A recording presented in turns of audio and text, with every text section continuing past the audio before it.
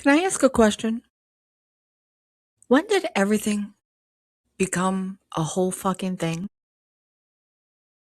You can't just drink water anymore.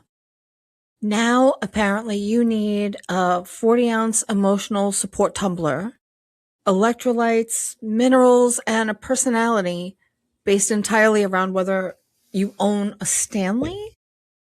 And what's with the little charms and the did you ever see the one thing with the tray that you put on top for your snacks? Like, what do we or like you can put a strap on it, wear it like a purse. What are we doing? You can't just go for a walk. No. You need 10,000 steps, a weighted vest, an Apple Watch, a podcast, special sneakers, and did y'all know we're apparently training for the fucking Olympics now? Did you? I didn't. Who's our coach? When is practice? Did you know about this? Maybe I didn't make the team. I don't know. Maybe I'm in charge of the snacks. That would make sense. You know, it seems like nowadays you can't even have a hobby. You have to monetize it. You can't make a cute little candle because you enjoy making cute little candles. Suddenly, somebody's like, have you thought about opening an Etsy shop? No. Maybe she just likes making fucking candles. Why can't she have one thing that, why can't anybody have one thing that doesn't have to become a side hustle? Like, sometimes people would like crochet blankets for their friends and family or, just for fun, or a bunch of ladies would get together and do quilts, right? Quilting bees. Hasn't that been a thing like forever? Like who's building the quilting bee ladies website? Like who's building their Shopify store? Like, come on. Apparently in 2026, nothing can just be. And that's kind of, what I've been like realizing. Everything has to be, optimized, tracked, monetized, documented, or turned into content, and I mean, I've fallen into the trap a little bit myself as well. I'm not going to lie, and that's what we're going to get into today. But because I would like to formally announce my support for doing shit for absolutely no reason. Can we normalize that? Andiamo. Friends, welcome back to The Sauce with Anne-Marie, the show where we talk pop culture, real life, nostalgia, and all the ridiculous shit in between. I'm Anne-Marie. If you hear any random barks or snorts or grunts, Rocco is co-hosting tonight. He may be around here somewhere. And he's doing great after his little incident last week. He is really like a brand new pup. So yeah, I'm Anne-Marie. If you're new here, welcome to the chaos. If you've been here before, you already know. Welcome back. We're going to talk about some things. I'm probably going to have some opinions, and there is an extremely high chance I'm going to say fuck. And I might have even said it already. I black out sometimes, so I don't even know. I might have even said it, but rest assured, I will say it several times. So grab your coffee, your emotional support beverage. I'm trying to hydrate, get comfortable, and let's get into it. But first, you know me, y'all. I've been stirring the pot. I've been checking the internet. And apparently, some of you people have been acting up again. You know what time it is, friends. It's time for What's in the Sauce. It's time for us to take a dip into the simmering pot of shit known as entertainment, pop culture, social media, influencers, and whatever the hell is going on. I find a few things that catch my interest and get me to stop scrolling, and then I get to share them along with my opinions with you. So here we go. All right. The 2026 VMA nominations came out, and Madonna leads everybody with 11 nominations. Cheers to Madonna. That is phenomenal. Taylor Swift has 9. Ariana Grande and Sabrina Carpenter each have 7, and Madonna, 68 years old, leading the VMAs. I fucking love this because, the entertainment industry has historically treated women like there's an expiration date stamped somewhere on our ass, apparently. You're 25, beautiful. 35, have you considered playing somebody's mother? 50, perhaps you'd enjoy quietly disappearing into the woods. Meanwhile, Madonna is 68, going, move over, bitch, I'm still here. And listen, you can say whatever you want about Madonna. She's weird. She's provocative. Sometimes I see something she's wearing and I'm like, ma'am, we have company. Please, put some clothes on. But you can't deny that woman has had one hell of a career, and 5 decades later, she's still in the conversation. That is not a comeback. I refuse to fucking leave. And honestly, as a Gen X woman, and as an Italian American woman, I support the message. I love it. Congrats. So Hollywood has discovered something about us. We have no fucking attention span left. This is why micro dramas are exploding. This is basically television shows chopped into tiny little episodes specifically designed to watch on your phone. Some episodes are around like a minute long. And the audience for these things in the US reportedly more than doubled last year to around 66 million monthly users. The business for these micro dramas or whatever they are, this could generate somewhere around $1.5 billion in US revenue this year. What? So Hollywood basically looked at TikTok and said, what if we made television for people who can't commit to television? And apparently it's working. But here's my problem. I already spend 45 minutes scrolling TikTok saying, okay, one more scroll. Yeah, then before I know it, it's midnight and I'm sitting there fixated on somebody power washing their driveway in Ohio. I'm emotionally invested to a woman reorganizing her pantry, and I know entirely too much about 2 strangers getting divorced. Now you want to put soap operas in there too? Absolutely not. I have responsibilities. I mean, not that many, but I still, some. And television used to be an event. Now apparently an entire dramatic relationship can begin, collapse, and reconcile while I'm waiting for my coffee to brew. Progress? I don't know. We'll put a pin in that. Jury's out on it. I'm intrigued though. Let me know in the comments. So, okay, apparently we need to discuss Peter Pan. Not the movie, not the cartoon, the grown man employed to play Peter Pan at Disneyland. I gotta take a sip, hold on. A 27-year-old Disneyland content creator. These Disney adults, I'm gonna have to make a whole nother rant about Disney adults. A 27-year-old Disneyland content creator named Tony Kalusik has gone viral because of her repeated interactions with the Peter Pan character at the park. What is happening?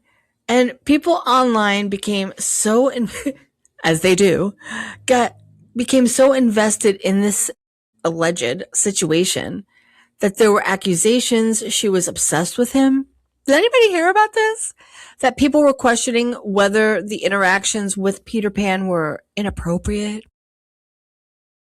Apparently, even a petition trying to get her banned from Disneyland. What is wrong with people? Why are people so fucking angry? I don't get. Why do people think that they could just insert themselves into? I mean, and she is saying though that everybody has this completely wrong. Oh, okay. She's saying that she's been to Disneyland around 30 times. 30 times. And only encountered Peter Pan during 7 of those visits. And she says it's basically become a friendly, familiar interaction with the character. But I'm sorry. got stuck somewhere earlier. I think I disassociated 30 times. Listen, I enjoyed Disney. I had a childhood. I was not hatched. I did not drop from an alien spaceship. I know the songs. I get it. But at some point, Mickey and I need some fucking space. But see, this is where the internet gets absolutely insane. A grown woman goes to Disney. She interacts with Peter Pan. People start following the storyline. Now we have theories. This is how people are. We have allegations. We've got petitions. We have people dissecting her marriage. Who's got the... Meanwhile, Peter Pan is probably backstage eating a Subway sandwich and is like, please leave me out of this. But here's the other side of this. If this woman isn't hurting anybody, why the hell does anybody care how many times she goes to Disneyland? But this is the problem with the internet. You see, this is the problem with social media. We've somehow reached the point where enjoying something too much is internet evidence against you. I feel like people just want to take a good time someone's having that they choose to share online and just weaponize it against them. For what? It's sick and twisted. But I mean, it's also fascinating at the same time, at least to me. You know, the internet loves to say, let people enjoy things until somebody enjoys something in a way that the internet finds annoying. Then suddenly we're convening a fucking grand jury. People are weird, and the internet makes them weirder. And that's what's in the sauce, y'all. It was a dry pot. I did what I could. I did my best. So let's talk about what's really been bothering me lately, y'all. Let's get into it. We have somehow taken normal everyday life and turned everything into a fucking project. All right. Case in point, coffee, the best, most perfect thing in the world. Beans, water, magic, period. Right? Now, you need beans ethically harvested from the side of a mountain, a $700 machine with a milk frother, 17 different syrups and powders, and then somebody on TikTok explaining why you're grinding the beans incorrectly. I mean, naturally, right? I don't want a certification. I don't need Juan Valdez to verify my cup. Just want caffeine. That's it. But it's not just that. It's everything. Remember when skincare was wash your face, put some moisturizer on, good night. Now, first you're going to double cleansing. I could barely get through one. When did double cleansing become a thing? And then, there's the toner, the serum, the retinol, the peptides, vitamin C, hyaluronic acid. I take a breath. Eye cream, because I'm not done. Night cream, face oil, and some fucking snail shit that has to apparently crawl across my forehead. By the time I'm finished with my nighttime routine, it's morning. And I'm exhausted. But I look poreless. So. Speaking of exhaustion, exercise has also become another full-time job. I mean, not that I can relate, but so I hear. People used to say, I'm going to take a walk. And that would be it. Now I'm getting my steps. We're tracking the walk. Every movement must be documented. I only got 7,846 steps in today. Oh, no. Should we call somebody? Are you okay? Listen, you moved your body. Congratulations. Nobody from Fitbit is going to come in, and the Fitbit police is not coming to arrest you. Don't worry. I checked my Apple Watch right before I started recording, and I think for the entire day, I think I broke about like 1,800 steps. So take that information and Judge it as you will. I don't give a fuck. I'm happy to be up and moving. I'm happy to move. Okay. But why does screw all that shit. I just want to know why every hobby has to become income. Someone's, starts saying, oh, I started baking bread. And then immediately somebody jumps in and says, you should sell it. Well, why? Maybe I, maybe I don't want customers. Maybe I just want bread. There's this weird pressure now, like that if you're good at something, you have to try and turn it into money. And I get it. I understand why. I know things are expensive, and who couldn't use another stream of income? And then there's the whole, boss babe, hashtag hustle, whatever. I mean, I'm not knocking it, but I've always remembered the saying, the second somebody starts paying you, it's not your hobby anymore. So if it's something that you would do to relax, unwind, or just something that would be just for you to enjoy, you start, once you make that exchange, it's not your hobby anymore. Now Brenda wants 6 loaves of sourdough by Friday, and she wants to know if you take Venmo. That's like you're screwed. Congratulations. You just gave yourself a new job. You just opened up a new business. So much for that. So take that little advice with what you will.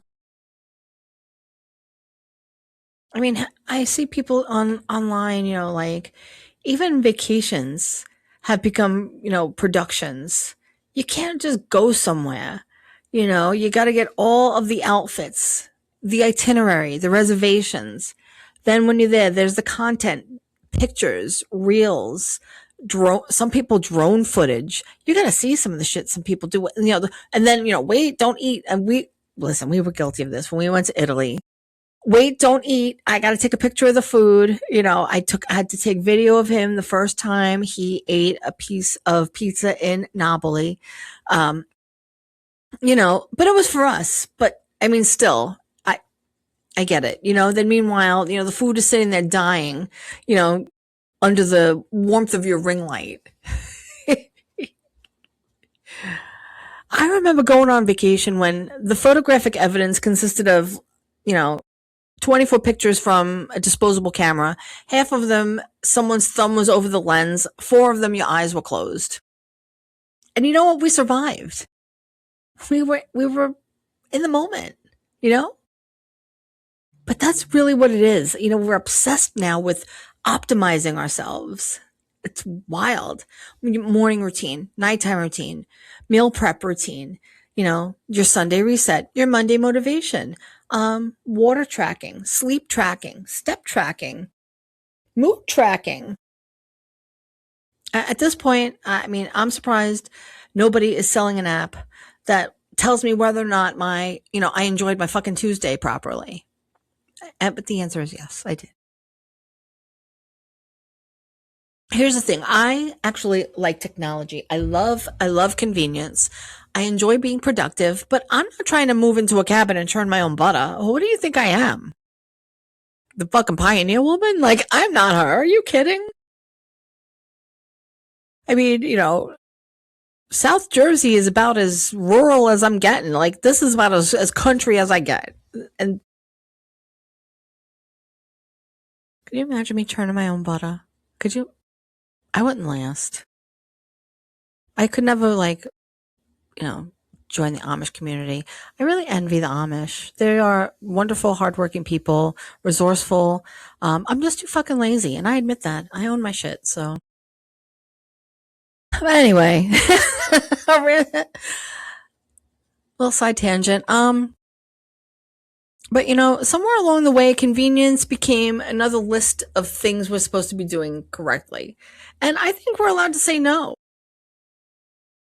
I'm proposing to normalize watching a television show without simultaneously scrolling through another screen.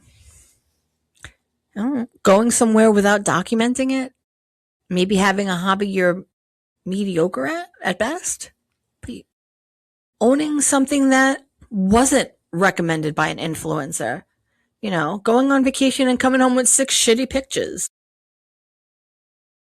One of my favorites, sitting on the couch and doing absolutely nothing productive. But, most importantly, doing something because you fucking enjoy it. Let's bring back no monetization, no content strategy, just fun. You remember fun? It was really big back in the 1900s, especially in the 80s and 90s. We should bring it back. Everything's getting a reboot now. So how about that? Let's make America fun again. All right, listen.